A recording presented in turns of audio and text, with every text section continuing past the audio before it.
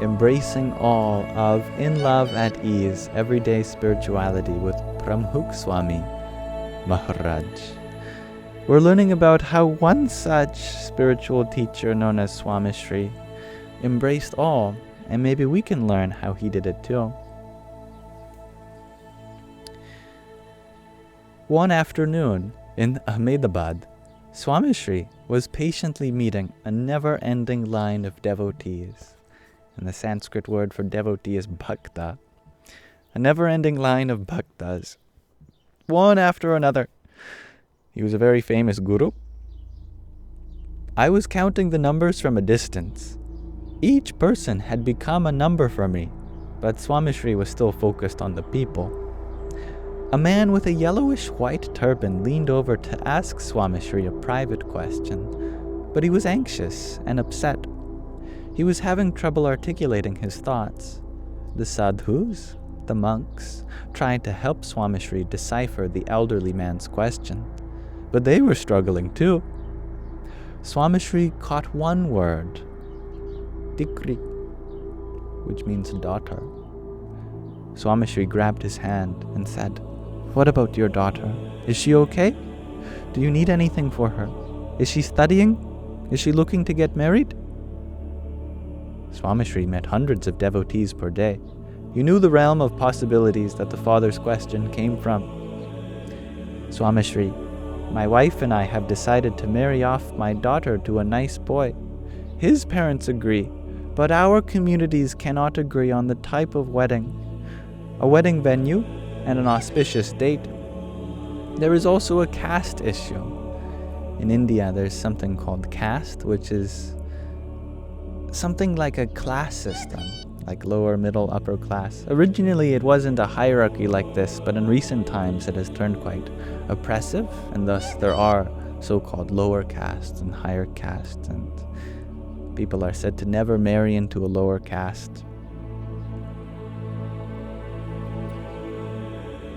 People think that we are higher than the groom's family on the social order. I am so confused. It seems like they are all going to come together and ruin this potential match." Swamishri listened patiently. I could see his eyes settling on a thought that had been forming for the last 5 minutes. Dada, which is an honorific for an elderly man.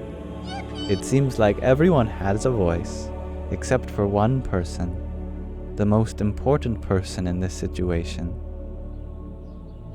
What does your daughter want? Has anyone asked her? It is her wedding. Does she approve of the young man? Does she have a preference regarding the date and venue? The elderly man paused and realized he had not asked his daughter anything at all. Swamishri laughed and tapped him on his turban. "Dada, you have forgotten to invite the most important person to the wedding, the bride. Look, go home, sit down with your wife and daughter, ask her what she wants, let her speak, hear what she has to say. Do not force your thoughts upon her. Her say is of utmost priority. It is the only thing that really matters. Social order, higher and lower, are all foolish thoughts. We are all His children in God's eyes. You have been around me long enough to understand that. And stop listening to everyone else. If you listen to the world, you will surely ruin your relationship with your daughter and ruin her marriage. Understand?" The father walked out of the room with unexpected lessons of inclusivity and parenting. He turned to the sadhus, the monks standing by the door of the room, and said, "Swamishri is a better father to my daughter than I am." I carried that experience in my head for days. Swamishri did not have kids.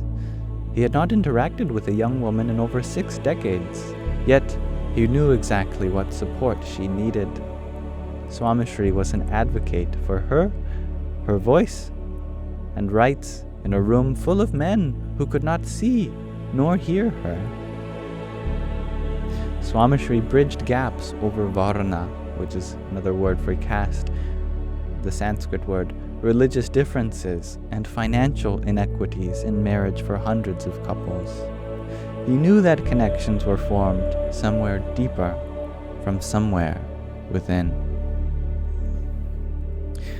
It is difficult to see for and from the perspective of someone from whom you have distanced yourself. Swamishri, however, had a unique and delicate ability to remain mindful of the perspective and needs of his Bhai Bhaktas, which means his female devotees.